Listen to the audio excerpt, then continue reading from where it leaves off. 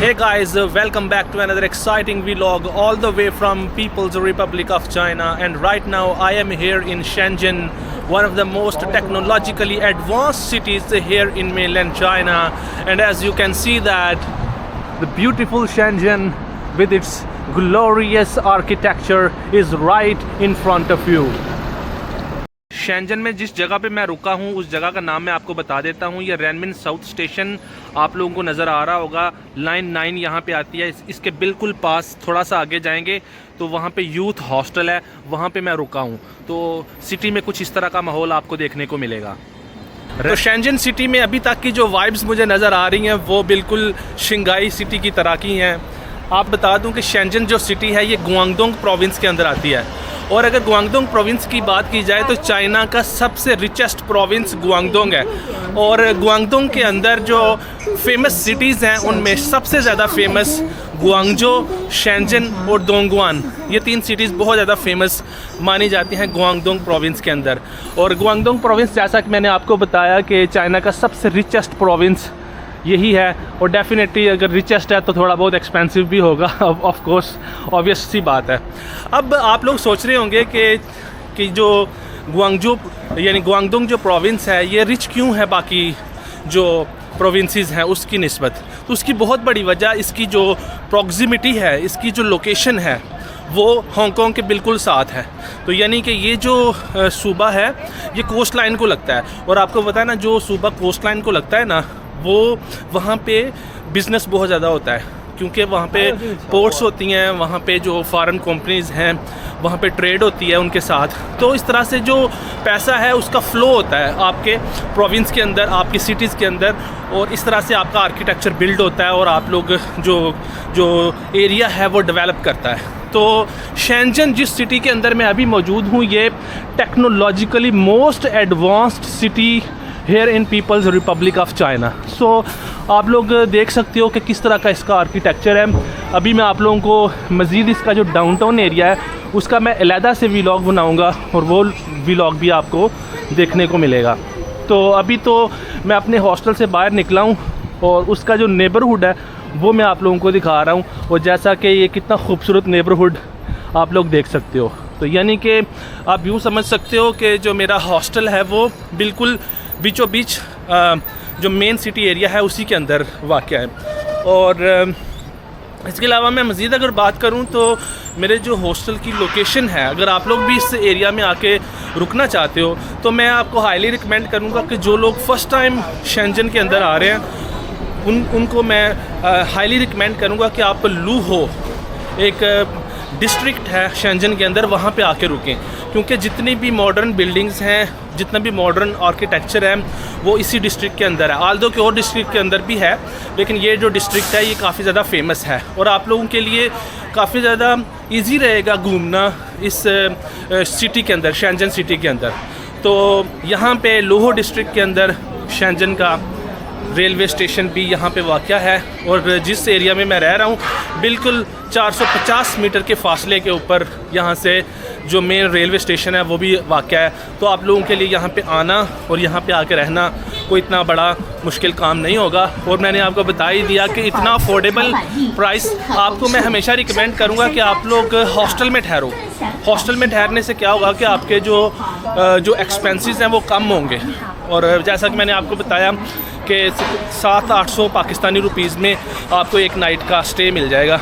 तो भाई इससे बढ़ के और क्या चाहिए आपको क्या ख्याल है। तो ये देखो कुछ इस तरह की यार वाइब्स हैं, और आर्किटेक्चर तो यार पूरे चाइना का ही कमाल है, इसमें कोई शक की बात नहीं है। लेकिन Shenzhen city definitely one of the most technologically advanced cities.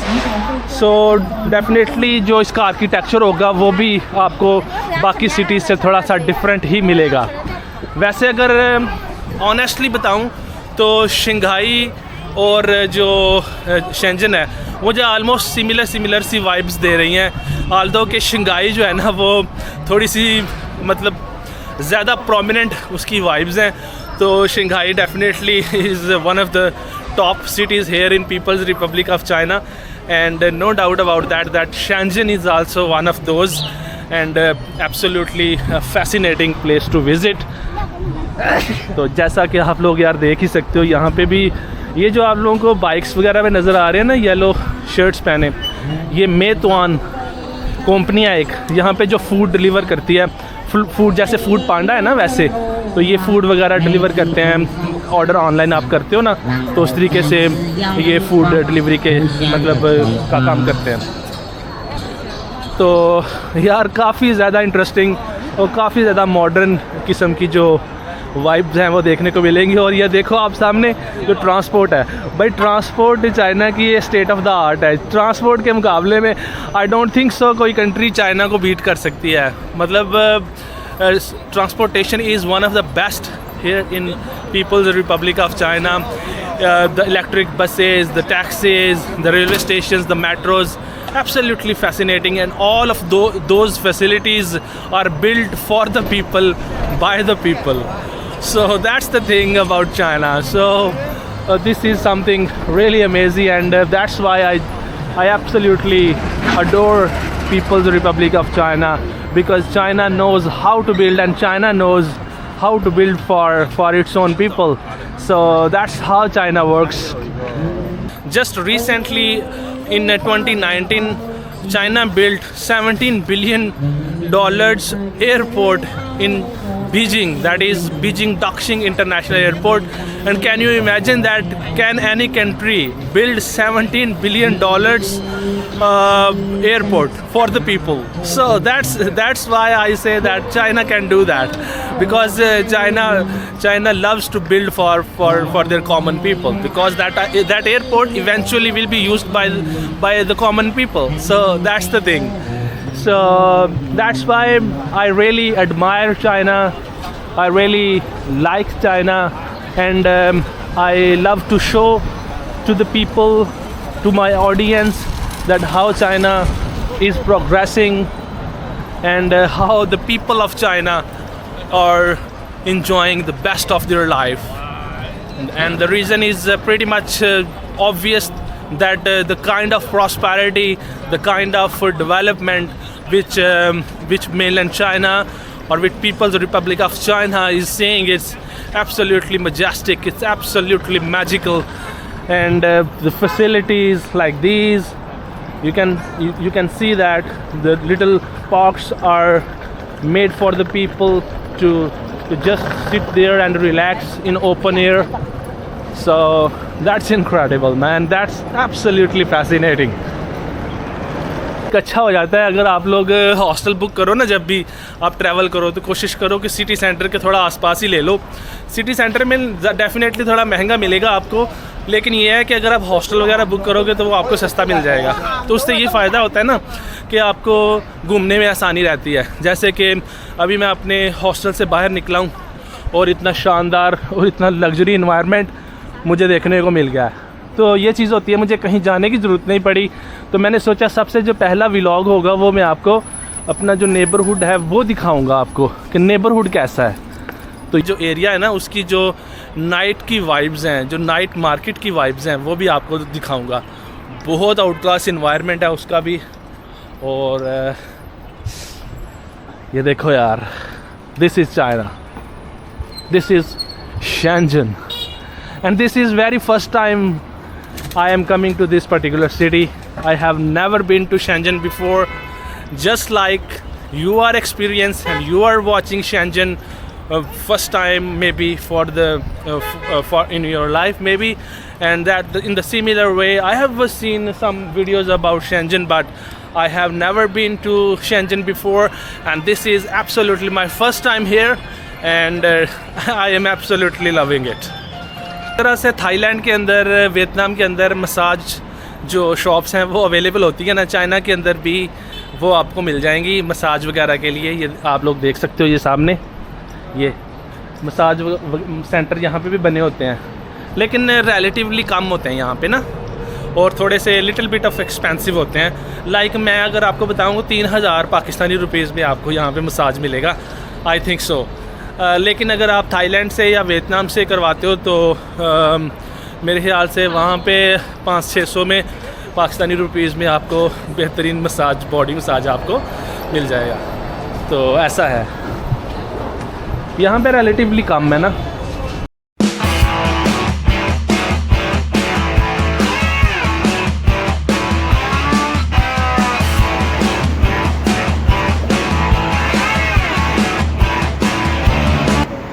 के अंदर आप लोगों को पता ही है जैसे कि खाने पीने का यार थोड़ा सा इशू रहता है, तो ये अपने माइंड में ज़रूर रखना कि यहाँ पे खाने पीने का डेफिनेटली इशू रहता ही है।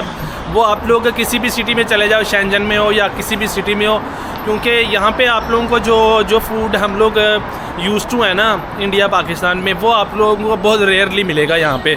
और ये चीज़ मुझे भी डिफ़िकल्टी फेस होती है, लेकिन मैं जो है ना वो यूज़ टू हो चुका हूँ चाइनीज़ फूड से, तो डेफ़िनेटली मैं चाइनीज़ फूड ही ट्राई करता हूँ जब भी खाता हूँ।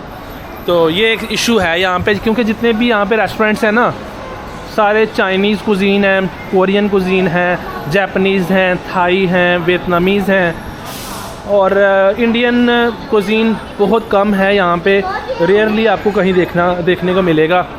और जैसा कि मैंने आपको बताया कि जो इंडियन कुज़ीन है that is also on the expensive side always, as you know that Pakistani हो या इंडियन हो तो वो थोड़े से एक्सपेंसिव हैं, ठीक है। तो बाकी जो है ना ये रेस्टोरेंट्स जो रेगुलर रेस्टोरेंट्स हैं वो डेफ़िनेटली आपको जो चाइनीज़ कुज़ीन है प्रेफरेबली वो आपको हर जगह मिल जाएगा। तो अभी मैं आ चुका हूँ एक बहुत ही फेमस फूड स्ट्रीट के अंदर, यहाँ शेंजन सिटी में लोहो डिस्ट्रिक्ट के अंदर, जैसा कि मैंने आप लोगों को बताया कि रेनमिन साउथ स्टेशन के बिल्कुल पास ही। तो यहाँ पे जो है ना इवन के जो शाम का टाइम है वो बहुत ज़्यादा एक्साइटिंग होता है, यहाँ पे बहुत ज़्यादा रश होता है। और ये जो आप लोगों को लैंटर्न नज़र आ रही हैं ये भी सारी शाम के वक्त रोशन होती हैं, और बड़ा ही आउट क्लास और फैबुलस किस्म का जो है ना एनवायरनमेंट यहाँ पे देखने को मिलता है। और डेफिनेटली ये फूड स्ट्रीट है तो यहाँ पे आपको तरह तरह का खाना तो खाने को मिलेगा ही। तो ये बात है, अभी थोड़ा सा मैं आप लोगों को अंदर लेके जाता हूँ फूड स्ट्रीट के और दिखाता हूँ कि अंदर का जो इन्वायरमेंट है वो कैसा है और यहाँ पे जो खाने पीने का हिसाब किताब है वो कैसा है। आल्दो के यार दिल करता है कि हम लोग भी ये खाना मतलब खाएं, तो मैं खाता भी हूँ, लेकिन यह है कि सारी चीज़ें नहीं ट्राई की जा सकती ना, काफ़ी ज़्यादा डिफरेंट होता है ये। और जैसा कि आप लोग देख सकते हो ये कुछ इस तरह का खाने का माहौल है यहाँ पे, और ये फूड स्ट्रीट है। और यार ये देखो कैसा इंटरेस्टिंग खाना आपको देखने को मिलेगा। ये टोफू है ये टोफू है, और ये देखो ये रोल वगैरह हैं, ये पोटैटोज़ हैं, और ये एग्स वगैरह।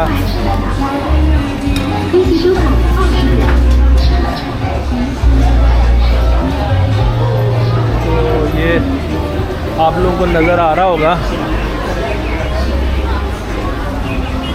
अच्छा, बारबेक्यू यहाँ पे बहुत खाया जाता है, ये देखो बारबेक्यू, ये बारबेक्यू यहाँ पे बहुत खाया जाता है भाई।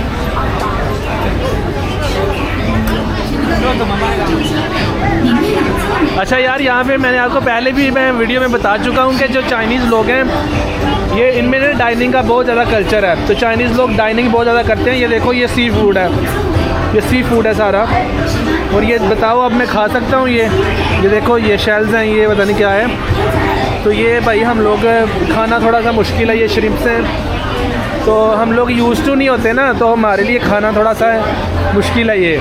आल्दो के देखने में आपको बहुत ज़्यादा अच्छा लग रहा है, और डेफिनेटली ये देखो ब्रोकली वगैरह हैं, मशरूम वगैरह हैं, पोटैटोज़ हैं, तो ये मतलब अच्छा खाना है ये, आप लोगों को मतलब हेल्दी खाना भी है डेफिनेटली। तो अगर आप खाते हो तो डेफिनेटली आप ट्राई कर सकते हो सी फूड वगैरह। सी फूड जो है वो काफ़ी हेल्दी होता है, तो ऐसा नहीं है कि आप लोग नहीं खा सकते, डेफिनेटली बहुत सारी चीज़ें ऐसी हैं जो हलाल हैं, आप खा सकते हो।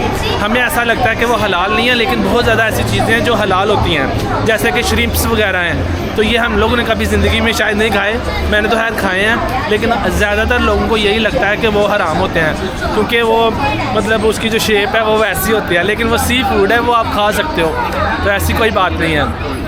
तो अभी मैं फूड मार्केट से थोड़ा सा बाहर निकला हूँ और कुछ इस तरह की स्ट्रीट पे आ गया हूँ, ये आप लोग देख सकते हो।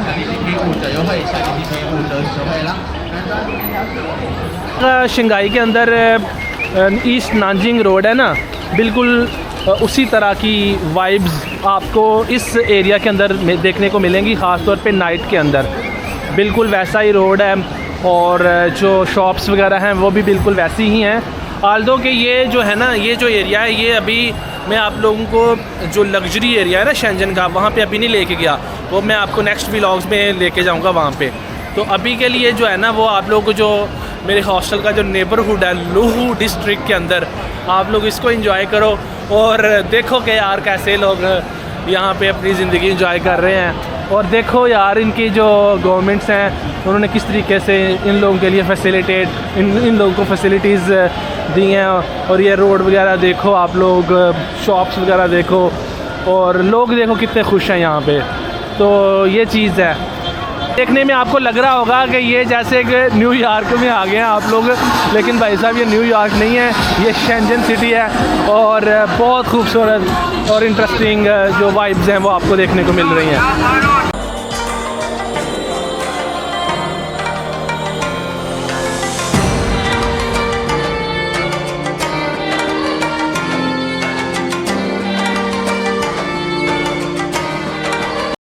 ये देखो ये दूध है, ये कोकोनट मिल्क। तो चाइना के अंदर मैं आप लोगों को पहले भी बता चुका हूँ कि भाई साहब यहाँ पे हर वक्त हैपनिंग होती रहती है। यहाँ पे लोग, अब देखो अभी मेरे ख्याल से 2 बजे का टाइम है दोपहर का। अभी तो ऊपर जो है ना वो थोड़े बादल वगैरह आए हुए हैं, इस वजह से लग रहा है जैसे शाम होने वाली है, लेकिन शाम नहीं होने वाली अभी जो है ना तकरीबन 2 बजे दोपहर का टाइम है। और आप लोग देखो किस तरीके से रश है और किस तरीके से लोग जो है ना वो इंजॉय कर रहे हैं यार। तो चाइना के अंदर मैंने आपको पहले भी बताया कि जो हैपनिंग है ना, हैपनिंग यानी कि कुछ ना कुछ आपको होता मिलेगा यहाँ पे। आप लोगों को जो लोग हैं वो आउटडोर डाइनिंग इतनी ज़्यादा करते हैं। ये देखो कोई जूस पी रहा है, कोई खाना खा रहा है, कोई कुछ कर रहा है, कोई शॉपिंग कर रहा है। तो ये चाइनीज़ लोग जो है ना दुनिया में सबसे ज़्यादा शॉपिंग के ऊपर जो पैसा स्पेंड करते हैं वो चाइनीज़ लोग हैं। तो चाइनीज़ लोगों का जो कल्चर है ना, ये आउटडोर स्पेंडिंग का, मीन्स के शॉपिंग के ऊपर, डाइनिंग के ऊपर, तो ये इनका कल्चर बहुत ज़्यादा है। ये बहुत ज़्यादा पैसा स्पेंड करते हैं इसके ऊपर। और चाइना जो है ना वो ओवरसीज़ यानी कि जब ये बाहर के मुल्कों में जाते हैं तो सबसे ज़्यादा पैसा स्पेंड करने वाले जो टूरिस्ट होते हैं वो चाइनीज़ होते हैं। इसी वजह से चाइना के टूरिस्ट को हर जगह पे जो है ना वो वेलकम किया जाता है उनको, क्योंकि डेफिनेटली वो रेवेन्यू लेके आते हैं भाई। वो अगर आएंगे आपके मुल्क में आके पैसा स्पेंड करेंगे तो रेवेन्यू लेके आएंगे ना आपके लिए।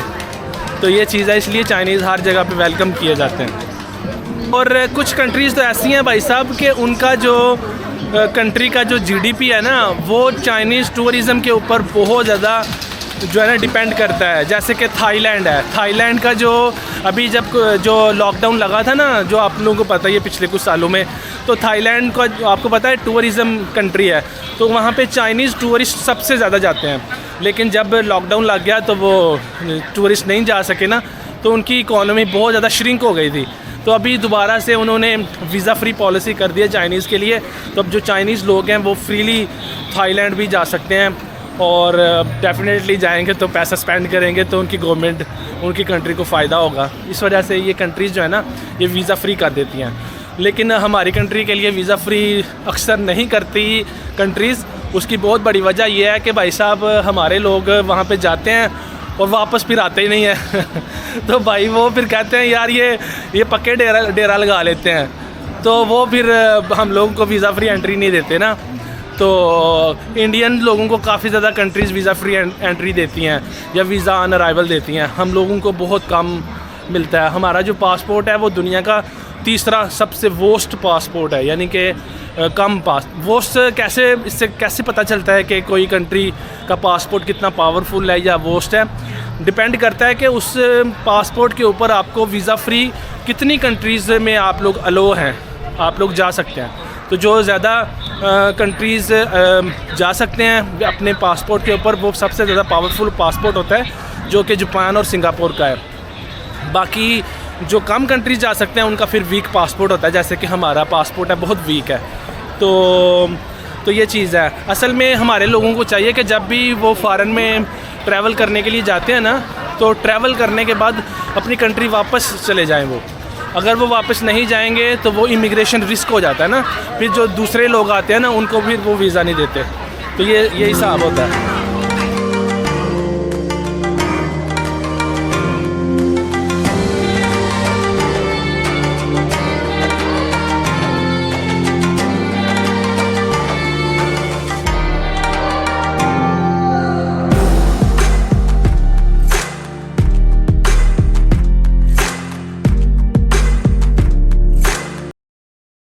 ये व्लॉग यहाँ पे करते हैं ख़त्म।